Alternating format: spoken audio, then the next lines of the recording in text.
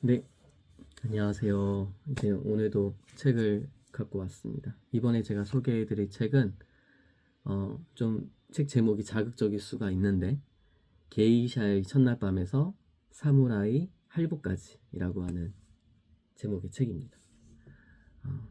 뭐 제목에서 느껴지시겠지만 그 뭐랄까요, 이목을 좀 집중하게 하죠.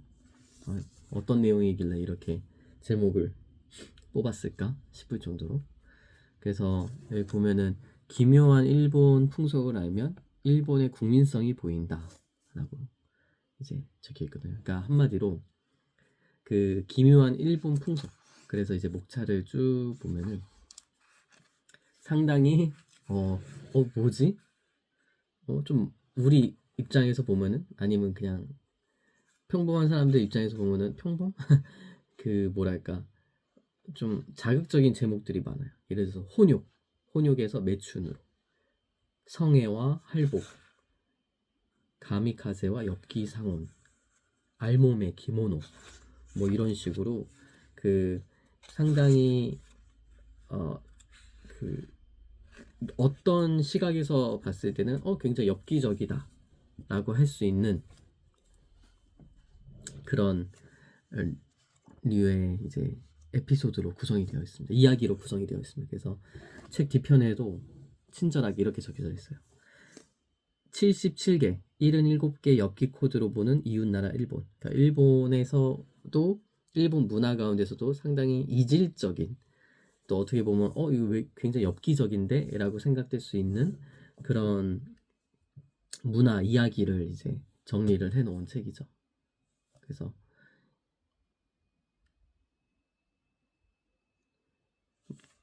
뭐랄까, 일단은 뭐 이 책을 딱 제목을 봤을 때 한 번쯤은 너무 궁금한 거예요. 한번 읽어보고 싶다 라는 생각이 들었고, 그 무엇보다도 이제 이 책의 매력은 우리 아마도 작가님에게 있는 것 같아요. 박동균 작가님, 또 이제 박사님이세요. 여기 보니까 그 일본 아오야마 가쿠인 대학교에서 공부를 하셨고, 이제 일본 연구로 중앙대학교에서 이제 일본 연구로 문학박사 학위를 받으셨고요. 그래서 현재는 그 엽기, 야사적 관점에서 본 엽기성 한일 문화를 주제로 보통 강연도 하시고 저술 활동에도 매진하시고, 이제 그런 과정, 일련의 과정 속에서 이제 이런 책도 탄생을 한 거겠죠. 했는데 굉장히 이 프로필 소개란이 흥미로웠던 부분이 있어요. 그 프로필 소개를 하실 때 그 옛날에 그 이름 모를 스님에게서 이런 말씀을 한번 들으셨대요. 박동균, 자네는 전생에 일본까지 다스리던 이 나라의 왕이었어 라는 얘기를 들었다는 거예요. 그런데 이제 그게 어느 시대의 왕이었는지는 말해주지 않았다고 합니다. 그 스님께서. 그래서 그런 게 이제 맴돈 그런 상황이었는데, 머릿속에 뭐 그렇게 하다 이제 그런 얘기를 듣다 보니 일본에 좀 관심을 자연스럽게 갖게 되셨겠죠. 그리고 나서 이제 청년기에 일본을 좀 더 알고자 유학을 일본으로 떠나셨는데, 그러면서 이제 일본 문화를 하나씩 하나씩 알아가는 그 과정 속에서 한 번은 그 길거리 포장마차, 그러니까 포장마차 야타이라고 하는데, 그쵸?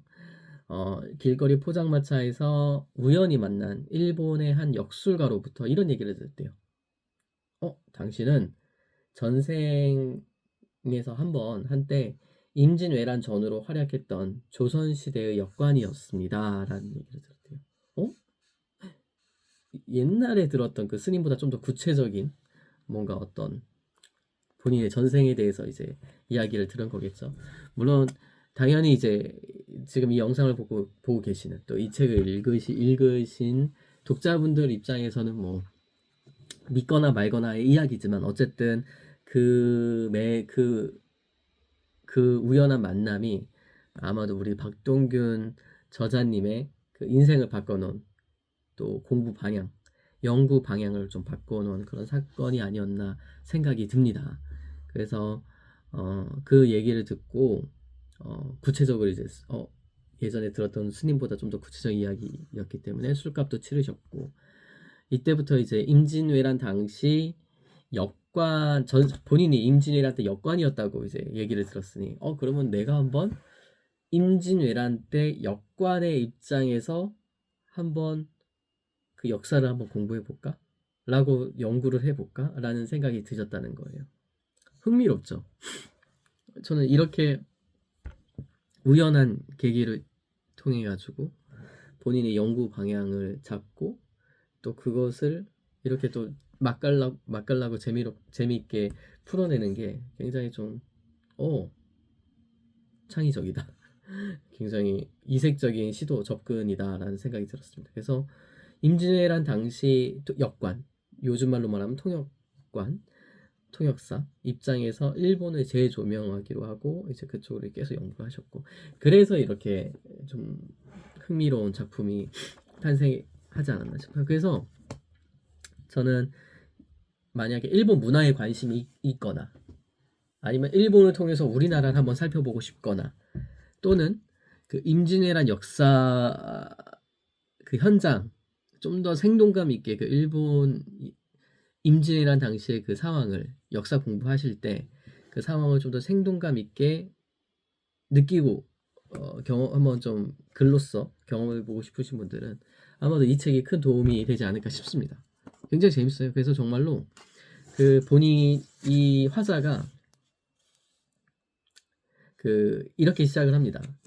그 임진왜란 발발 2년 전의 시간으로 거슬러 가서 그때 이제 본인은 역관이에요. 이 책 저자 우리 박동균 작가님이 스스로 이제 역관에 이제 빙의가 돼가지고 역관이고 또 이제 같이 조선통신사 이제 그 당시에 이제 조선통신사가 있었잖아요. 그래서 일본으로 오고 가면서 일본에게 문물도 전파해주고 또 뭐 이렇게 연락도 받고 뭐 그런 요즘 시대로 말하면 요즘 시대의 외교관, 외교 사절단 역할을 했던 그런 조선 통신사에서 통역을 담당하는 정사와 부사, 영감님들을 대동을 하고 그분들의 통역을 담당하는 그런 역관으로서 이제 이야기가 시작이 됩니다. 그래서 그 조선 통신사 활동을 하면서 이제 보는 그런 과정들, 그런 일본의 굉장히 독특하고 이색적인 문화들.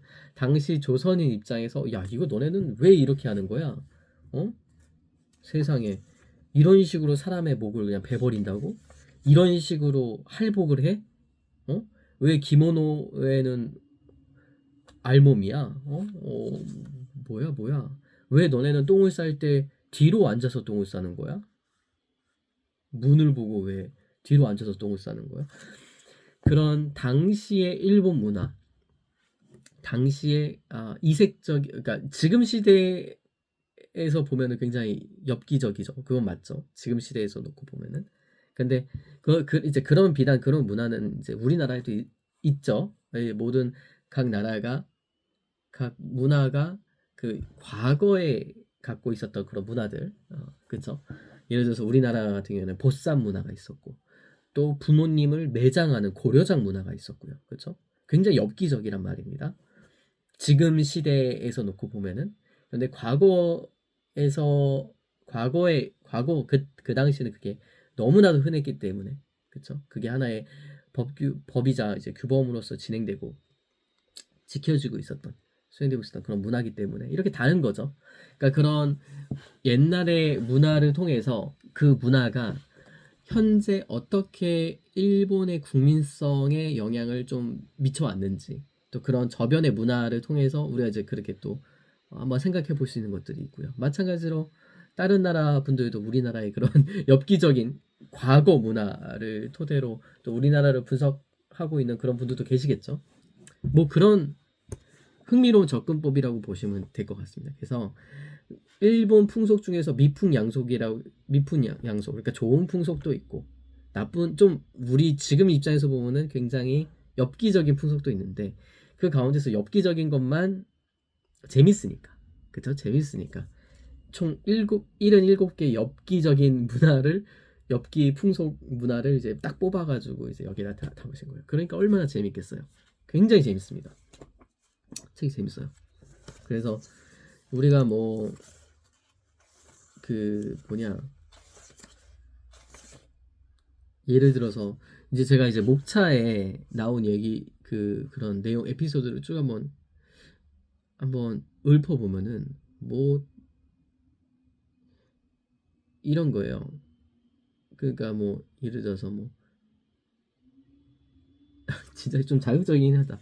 마음만 먹으면 처제하고도 아니면 시 아주버니하고도 결혼하고 결혼 생활을 하고 그쵸? 제목만 놓고 보면 굉장히 자극적인데 첫날 밤에 반드시 날계란을 찾는 이유 뭐 봄 가을엔 청춘 남녀가 산에 올라가서 집단 섹스를 하는 이유 뭐 이런 것들 굉장히 그렇죠. 자신의 목을 베어 땅에 묻는 사무라이 그리고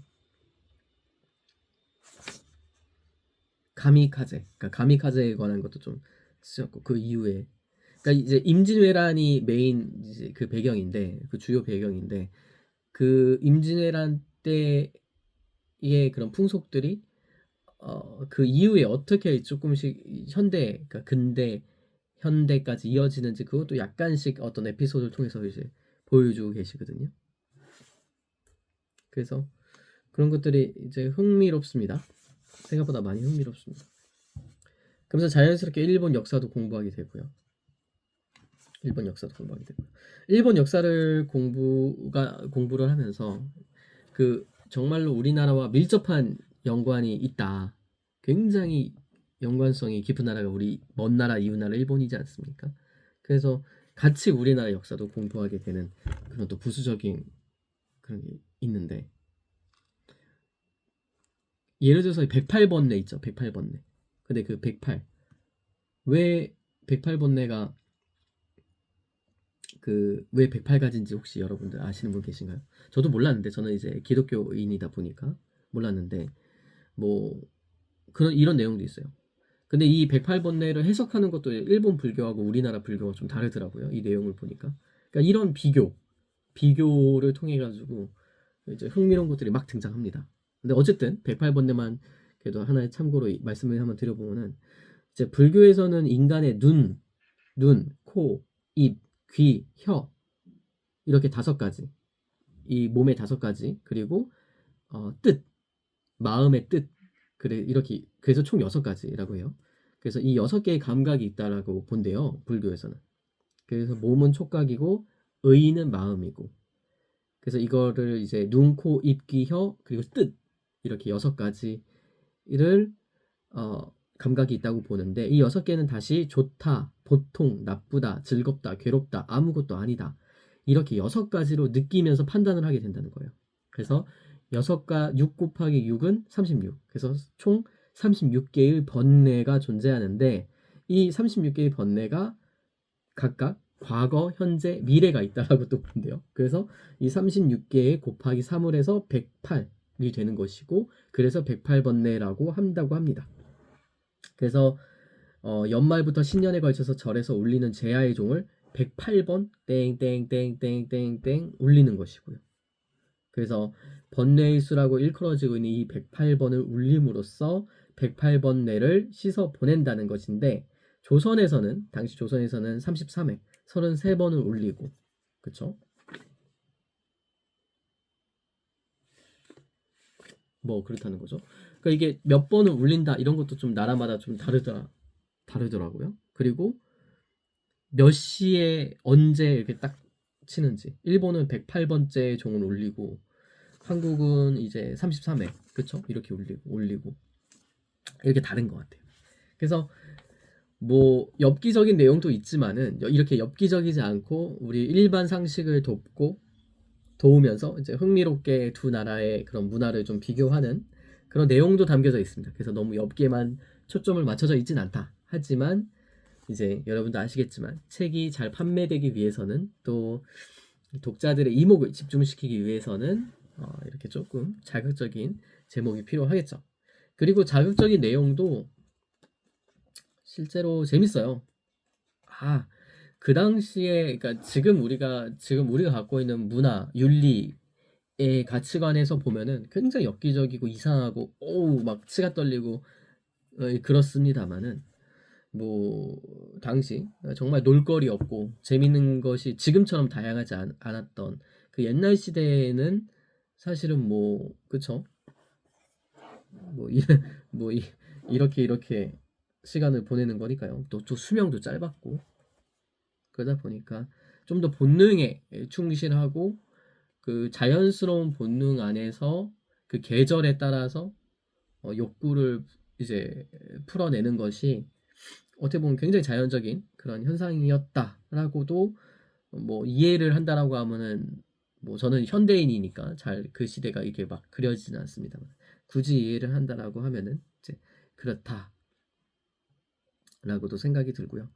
그리고 이제 그 우리 작가님이 박동균 작가님이 박사님이 그 조선시대 임진왜란 당시의 역관으로서 이제 이 책을 쓰신 거잖아요. 그 역관의 입장에서 쓰신 거잖아요. 그래서 여러분 아시죠? 임진왜란을 누가 일으켰죠? 도요토미 히데요시. 그쵸? 일본에서는 영웅으로 3대 무장이죠. 그 오다 노부나가, 도요토미 히데요시, 그리고 도쿠가와 이에야스. 이 전국 통일의 기틀을 닦고 세우고 그다음에 완성을 한 이 세 사람이 굉장히 일본에서 이제 추앙받는 신, 세 명의 무장의 신인데 그 도요토미 히데요시가 일본에서는 그렇게 칭송받는 사람이지만 우리나라 입장에서는 조선 입장에서는 또 대한민국 사람 입장에서는 정말 아주 그냥 악마 중에 악마죠. 이런 악마의 축이 없죠. 실제로는 당시 일본에서도 조선 지금 칠 필요 없다. 공격할 필요 없다. 공격하지 맙시다. 평화롭게 과거처럼 있읍시다라고 주장하는 그런 분들도 계셨어요. 당시 일본에는. 하지만 도요토미 히데요시가 그 국내외 정세 그 국내에 좀 내부적인 상황이 있었죠. 전국 통일하면서 그 사무라이들 할 일을 잃었던 더 이상 할 것이 없어진 그런 사무라이들의 불만 그리고 또 그 전국 통일을 하는 과정에서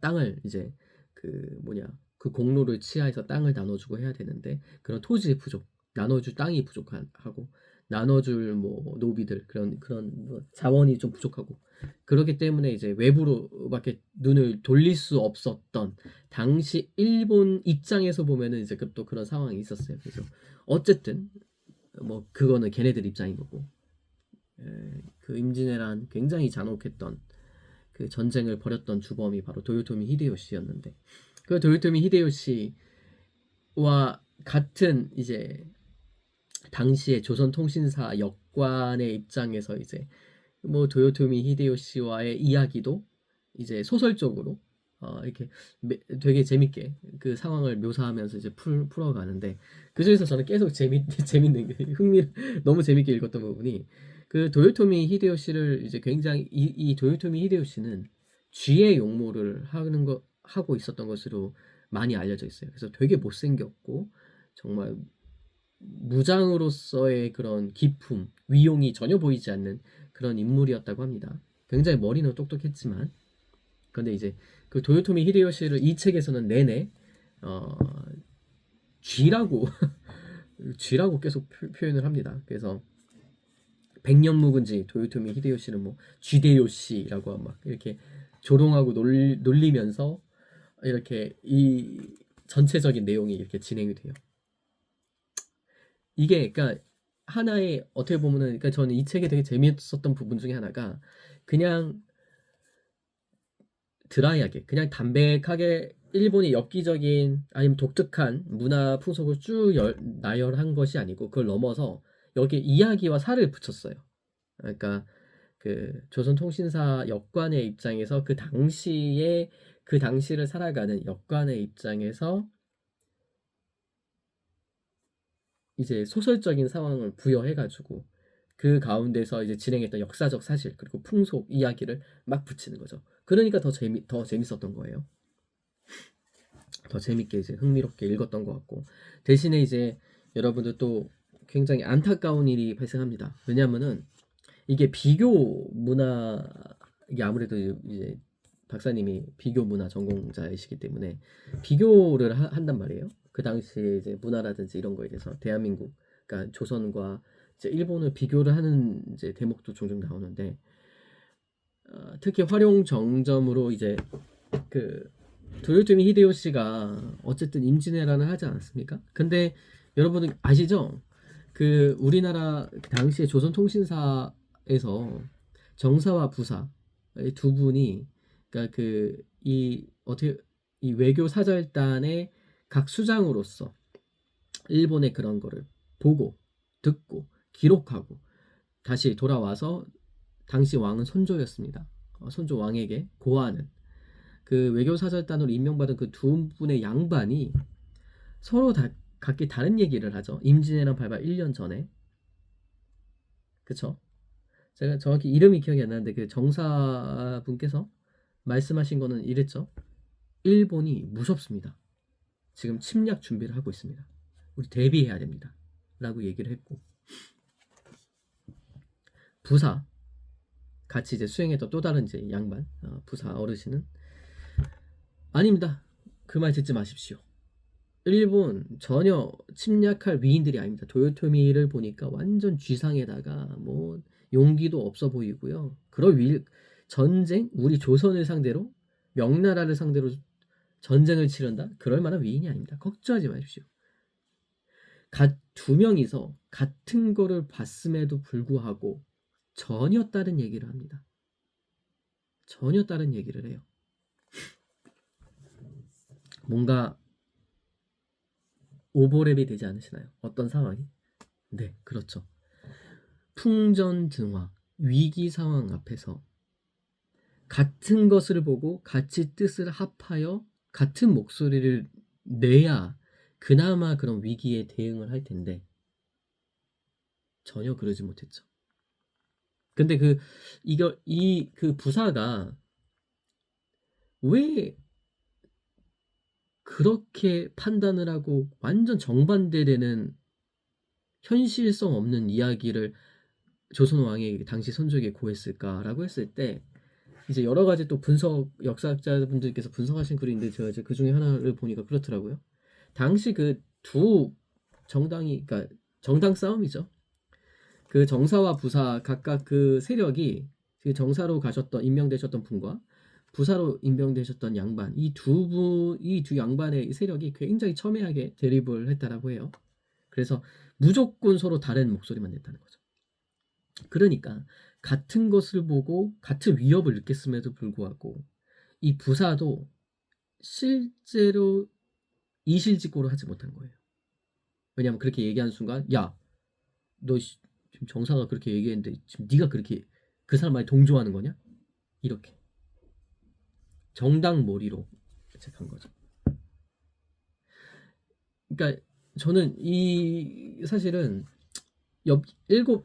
이 77개의 엽기 코드 일본의 엽기 코드를 보는 것도 되게 재밌었긴 했습니다만은 한편으로 그 임진왜란 당시에 정말 그 우리나라가 아무런 대비 없이 풍지박살 났었던 그 상황이 너무 상세하게 묘사가 되거든요. 그거를 누구 입장에서? 역관의 입장에서 이 두 양반이 티격태격 싸우고 막 다투고 헛소리하고 그런 거를 보는 역관의 입장에서 얼마나 답답했겠어. 정말 기도 안 차죠. 이제 그런 상황이다 보니까 조금 마음이 저는 좀 안타까웠어요. 그런데 이제 뭐 책 내용을 조금 더 벗어나서 지금 오늘날의 대한민국 그리고 과거의 대한민국을 보면은 진짜 네, 위기 상황에서 우리는 과연 한 목소리를 낼 수 있는가? 명확하게 정황이 존재하고 우리가 어떤 위기 상황에 위기 신호가 있음에도 불구하고 다른 집단이고 다른 소속이기 때문에 우리는 반대를 위한 반대를 하는 것은 아닌가. 여기까지만 말씀드리겠습니다. 그런데 그런 게 있죠. 역사는 반복된다고 하죠. 역사는 반복된다고 하죠. 이 정도 되면은 국민성인가요? 이게? 뭐 그런 생각을 했어요. 정말 이 선조, 이 그러니까 참 지혜롭지 못하게 그 당파 싸움하는 상황에서 어쨌든 왕이라고 하면 왕은 모든 결정의 총책임자지 않습니까? 이 그 제대로 판단한 정사는 내쳐버리고 그래서 결국 임진왜란을 맞이하고 일본군들이 굉장히 황당했다고 하죠. 일본군들이 부산으로 들어와가지고 진격을 하는데 너무나 쉬웠던 거예요. 막 조총으로 막 쏘면서 임진왜란을 이제 발생하는데 조선 군대가 너무나도 허약하고 준비가 안 돼 있어가지고 그냥 막 치고 올라오잖아요. 세계 역사를 통틀어서 뭐 책에서도 나옵니다만은 이렇게 빨리 수도가 함락되는 경우가 과연 있었느냐 싶을 정도로 한양까지 부산에서 한양까지 그냥 단박에 팍팍팍팍 치고 올라옵니다. 그때 우리나라 당시 왕이었던 선조 빤스런했죠. 그때 이제 일본 군인들이 굉장히 황당했다고 하죠. 한양 올라갔다. 조선왕 잡고 항복시키고 이제 명나라 가야지라고 했는데 어라? 한양 들어갔는데 선조가 없어. 일본 입장에서는 상상도 못하는. 왜냐면 일본은 그런 상황에서 할복해서 자결을 하니까요. 그게 일본 문화고요. 그 일본 문화가 왜 그런 할복 문화가 탄생했는지도 이 책에 좀 나옵니다. 그런 일본 문화인데 그런 일본 할복 문화, 내 명예를 가장 중요시하고 명예를 중요시하는 그쵸? 문보다는 물을 더 숭상하는 칼을 숭상하는 그런 문화입니다. 그쵸? 일본이. 그래서 이제 한양까지 정복을 했는데 올라갔는데 어라? 이게 뭐 하는 거지? 조선 왕이 없어요. 그래서 수소문 해보니까 조선 왕이 저기 중국 신의주 그쵸? 그 접경 지역으로 빤스런했대요. 충격을 먹은 거죠. 뭐지? 근데, 근데 그건 우리 입장에서도 황당하게 그지없는 거죠. 그 당시에 우리나라 백성이 막아섰다고 합니다. 선조가 빤스런하는 피신 가는 거를 보고 백성들이 당황하고 분하고 황당해서 임금님의 행차길을 피신길을 막아섰다라고 합니다. 우리를 놔두고 어딜 가십니까? 그 정도로 정말 우리 조선 백성들에게도 충격적인 일이었고요. 그쵸? 빤스런 했다는 거는. 일본 입장에서도 굉장히 충격적인 사건이었고.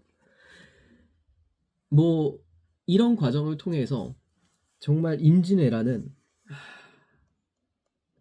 당연히 전쟁을 치른 이제 그 일본이 이런 거예요. 정말 최고의 타이밍을 잡고 쳤구나. 정보전이 정말 중요하구나. 그런 생각을 저는 그냥 좀 해봤습니다. 그러니까 그만큼 무능력하고 준비가 안 된 왕, 선조. 그리고 선조에게 그 국정을 같이 이제 이끄는 그 정치인들, 당시의 관료들인데 당파 싸움으로 뭐 정신이 없어요. 백성들은 그리고 뭐 탐관오리들 많고 백성들은 굶어 죽고 있고 그런 상황이니 아주 도요토미 히데요시가 지금이 기회다. 지금이 적기다. 당시에 그 외놈들이 우리나라에 스파이가 없었겠습니까? 우리나라가 조선통신사 보내는 것처럼 있죠. 정보 수집을 하는 거죠. 정보 수집해서 얘네 별로야. 할만해. 공격할 만해. 그랬을 때 공격하는 거거든요. 정말 네 그런 과정이 쭉 나옵니다. 아주 안타깝습니다. 그러면서도 또 이제 그 난세에 또 영웅이 등장한다고 우리 이순신 장군님 같은 분이 또 등장하셔가지고 멋지게 또 외놈들을 경멸하시고 그런 또 명장면도 있습니다만은 전체적으로 봤을 때 임진왜란은 정말 우리 조선 입장에서는 정말 너무나 뼈아팠던 그리고 우리가 얼마나 우리 조정이 무능했는지를 다시 한번 새기게 하는, 역사는 반복된다. 당파 싸움으로 정말 나라가 정말 그렇게 됐다. 네, 그런 슬픈 뭐 상황이었고요. 황윤길 정사, 그때 정사 역을 맡으셨던, 담당하셨던 분이 황윤길 대감 영감이셨네.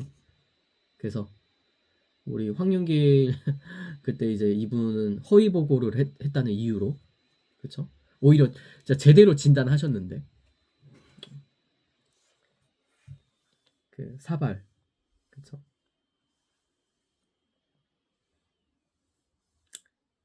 에이구. 이렇게 그 책에는 이렇게 쓰여져 있습니다. 고질적인 당파 싸움으로 인해 조선 시대는 피폐해질 대로 피폐해졌다. 동인, 서인, 분란으로 임진왜란을 촉발시켰고 강토가 유린당하는 혹독한 시련을 겪었으나 또다시 당파 싸움의 여파로 후금의 누르하치에게도 도망간 조선 장수 한윤이 조선 침공에 앞장섭니다.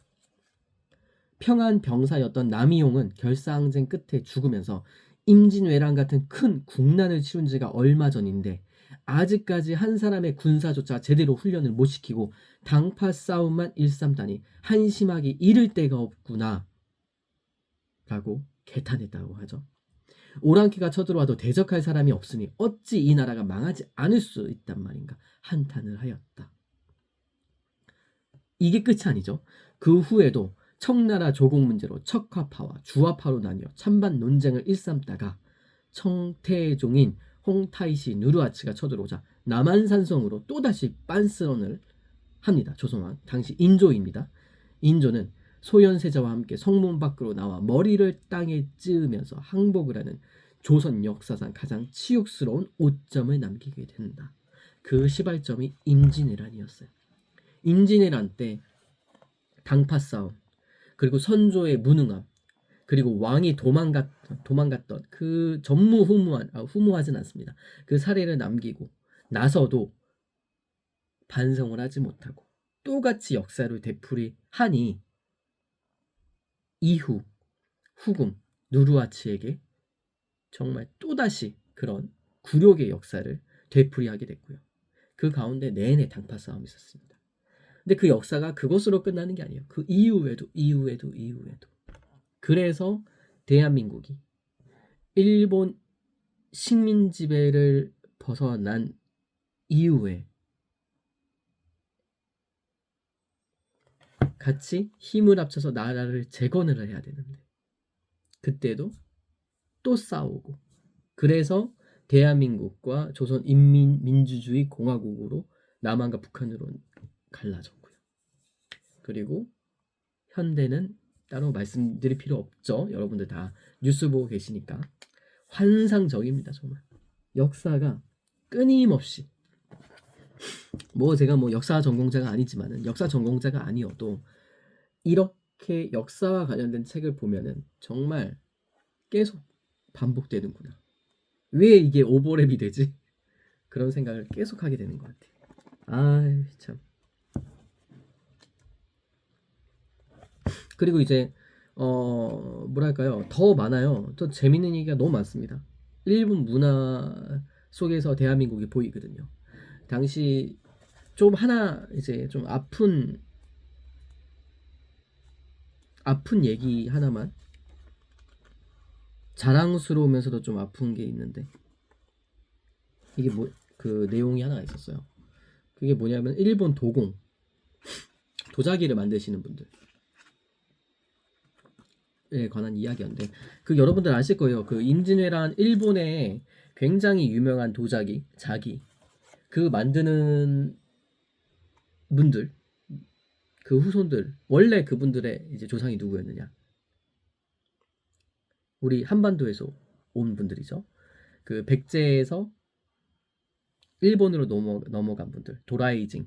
그때 백제랑 일본이 굉장히 친했기 때문에 많은 문물을 또 백제가 전해주기도 하고 그랬는데, 그 중에 대표적으로 자기가 있죠. 그래서 도자기 스타일을 보고 이거 우리나라 옛날부터 고대 우리나라에 있었던 그런 스타일인데 삼국 스타일이 일본에 이제 전파가 된 그런 거를 이제 그런 추적을 통해 가지고 우리가 알 수 있는데, 임진왜란 때도 여러분도 아시겠지만 일본이 그 차문화는 발달했지만 도자기를 만드는 문화가 그런 기술력이 많이 부족했다고 합니다. 그래서 그 도요토미 히데요시 히데요시 같은 경우는 차를 굉장히 즐겨 마셨다고 하는데, 근데 이제 당시에 이제 정말 잘 나가는 조선 도공들을 가만히 놔두지 않은 거죠. 그래서 임진왜란 때, 야, 조선 도공들 좀 잡아와. 어? 군인들도 아니지만 그런 그런 도공들을 막 잡아와서 이제 일본에서 도자기 만들기 시키고 한 거죠. 그런데 이 중에 대표적인 사례 하나가 등장합니다. 이삼평이라고 하는 도공이 있었어요. 조선 분이신데, 근데 이제 이 임진왜란 당시에 그 사가 지역에 있었던 그 번주인 나베시마 나오시게라고 하는 그 번주가 일본으로 이 이삼평 도공을 강제로 끌고 갑니다. 그래서 이제 지금 사가현에 있는 아리타라고 하는 지역에서 도자기를 만들게 이제 시켰는데요. 근데 이제 일본 땅이 조선과는 다르게 이제 이 도자기가 만들기가 그 토양이 이게 좋지가 않았다고 해요. 그래서 이 이삼평 이 도공께서 이게 어쨌든 끌려가가지고 이제 뭐 이제 칼을 들이밀고 야 만들어 이렇게 하니까 이제 만들지 않았겠습니까? 그래서 이제 좋은 곳을 찾아서 이제 어느 흙으로 만들어야 좀 좋겠나 이렇게 쭉 돌아다니셨대요. 그래서 곳곳을 돌아다니다가 겨우 이제 고령토 도자기를 만드는 데 필요한 그 고령토를 찾아서 도자기를 만들었는데, 이 도자기가 지금 전 세계적으로 유명한 아리타 도자기가 되겠습니다. 그래서 아리타 도자기 그 조상이 누구냐? 바로 이삼평 조선 사람입니다. 그 후손분들이 계속 아리타에서 이제 동원하신 거죠. 이게 생각보다 많습니다. 이런 것들이. 그래서 일본의 도자기의 그 장인들의 손조가 누구였느냐? 우리 한반도에서 건너가신 분이었고, 그 반대로 또 일본 분이신데 우리 그 임진왜라는 그 영화에서도 나오죠. 일본인인데 그 임진왜란 당시에 한국의 조선으로 기화를 해가지고 이제 조선 편에서 이제 싸운, 그래서 이제 김해 김씨의 성을 하사받은 또 그런 일본인도 계시고요. 이런 식으로 한국과 일본은 과거에서부터 굉장히 많은 교류가 있었고, 또 다양한 상황에서 이제 그렇게 조선에서 뿌리를 내린 일본인도 있고, 또 반대로 일본 땅에 뿌리를 내는 한국 분들도 계시고 그런 거죠. 그래서 우리는 잘 지내야 돼요. 사실은 몇 대를 올라가면은 결국은 우리는 너무나도 얽히고 설켜 있습니다. 근데 이제 제가 아까 말씀드렸던, 제가 좀 이 부분에 있어서 아리타 조작이 그래 우리 한국 사람, 그런데 슬픈 포인트는 이거예요. 임진왜란 때 포로로 끌려간 사람들은 줄 잡아서 한 대략 7만에서 10만 명 정도라고 추산을 한다고 합니다. 학계에서는. 근데 이제 그 이후에 1605년에 이제 유정스님이라고, 이분이 이제 그 임진왜란 끝나고 이제 가셔가지고 이제 1,300여 명 정도를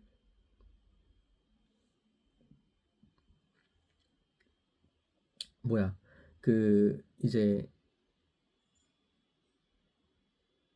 1,300명. 그러니까 유정스님이 데리고 온 1,300명. 그리고 이제 그래서 이제 일본에서 있다가 다시 한국으로 본국으로 돌아온 분들이 1,418명 정도 이제 기록이 되어 있다라고 합니다. 그런데 자, 7만에서 10만 명 정도가 이제 일본으로 이제 끌려갔고, 그중에서 귀국한 사람이 1,418명 정도. 그래서 1607년에 다시 조선통신사 업무가 재개가 됐을 때, 통신사가 이제 가가지고 이제 조선 한국말을 할 줄 아는 사람들이 있으니까, 그래서 야 이제 전쟁 끝났어, 다시 원래 나라로 우리나라로 돌아와, 조선으로 돌아와라고 이제 귀국을 종용했다고 해요. 이제 많은 조선인 분들에게. 그런데 그동안에 피치 못할 사정, 뭐 다양한 사정이 있었겠죠. 그동안 시간이 흐르면서 피치 못할 사정으로 인해 신분을 밝히기를 주저하면서 일본에 잔류하기를 희망하는 자가 부지기수였다라고 합니다. 그래서 학계에서는 왜 그럴까? 상식적으로 생각을 해보면 우리가 알 수 있어요. 일본에 있는 사람이, 그러니까 우리나라 사람이 일본에 끌려갔는데 전쟁이 끝났어. 그래서 이제 한국 돌아와도 돼. 그런데 한국 안 돌아온대요. 왜 그럴까요? 돌아올 수 있는 기회가 있는데. 당연히 한국에서 살았던 기억, 추억보다 그 당시 일본에서 살고 있는 상황이 더 좋다고 생각하기 때문에 있지 않을까요? 그래서 이 책에서는 이렇게 얘기를 합니다. 무엇보다 당시 끌려갔던 분들 중에서 기술자분들이 되게 많고, 사실 양반보다는 조선시대 때는 신분제 사회였잖아요. 명확하게 신분이 구분되어 있고 그 신분에 따라서 지위고 복종을 해야 되고 따라야 되는 그런 굉장히 유교 문화권에 있었기 때문에 신분제 사회였는데, 기술자들이 귀국하기를 굉장히 꺼려했다고 합니다. 학계에 따르면 당시에 장인들에 대한, 도공들을 포함한 이런 장인들에 대한 대우가 일본이 조선보다 파격적이었던 점이 영향을 끼쳤을 것으로 본다라고 학계에서는 얘기를 합니다. 뭐 저는 유교 문화의 장점도 당연히 있겠습니다만은, 유교가 대표적으로 사실은 뭐 이런 측면도 있죠. 우리나라가 왜 일본이 그렇게 개방을 빨리 받아들이고 힘을 키우는 데 반해서 왜 우리나라는 식민 지배 당할 때까지 왜 그렇게 못했을까? 라고 했을 때 그 근간, 유교 문화로 인해서 결국 우리나라가 그렇게 식민지치로 결국은 그렇게 귀결되지 않았나, 그렇게 말씀하신 분들도 또 많이 계시죠. 네. 저도 뭐 솔직히 그렇게 생각합니다. 신분이 있다. 신분을 탈출할 수 있는, 그러니까 누구나 본인이 갖고 있는 재능과 기량을 뽐낼 수 있는 사회여야 다양성이 확보가 되고, 그 다양성을 갖고 경쟁력이 생겨서 그 계속 지속 가능한 그런 힘이 전 생길 수 있다고 보거든요. 근데 그런 신분제 사회는 그런 다양성을 굉장히 많이 죽여버리죠. 절대 나라가 성장할 수 없습니다. 크게. 시대가 흐르면 흐를수록. 그쵸. 그러니까 참 이게 재밌어요. 제가 뭐 약간 뭐 이거 책 소개를 하면서 제가 좀 마음이 아팠던 부분 위주로 이제 좀 말씀을 드리다 보니 임진왜란 이야기 위주로 많이 나왔습니다만, 사실 책 자체가 굉장히 재밌습니다. 왜냐하면 일본의 그런 엽기적인 풍속들을 위주로 설명을 하니까요. 하지만 그 가운데서도 이렇게 뭐랄까 다시 한번 우리의 역사도 한번 되짚어보고, 또 안타까웠던 그런 순간들도 또 상기시켜 보면서, 그러면 지금 우리 현대를 살아오고 있는 우리 한국인으로서 우리는 또 어떤 자세를 취해야겠느냐, 어떻게 일본을 이해를 하고 또 일본에 대해서 정확하게 파악을 하고 대처를 해야 되겠느냐, 또 마찬가지로 우리는 이 역사를 통해서 우리는 어떻게 준비를 하고 대응을 해야 되겠느냐, 그런 것들이 좀 보이는 것 같은데, 네, 그렇습니다. 그래서 되게 재밌게 잘 읽었다라는 말씀으로 매짐을 하고 싶고요. 여러분들도 한번 기회 되시면은 읽어보시면 좋을 것 같습니다. 이렇게 게이샤의 첫날 밤에서 사무라이 할복까지, 박동균 박사님이 작가님께서 지으신 책이었습니다. 다음에 또 조만간 또 제가 요즘에 책을 많이 읽고 있습니다. 또 재밌는 책으로 인사드리도록 하겠습니다. 감사합니다.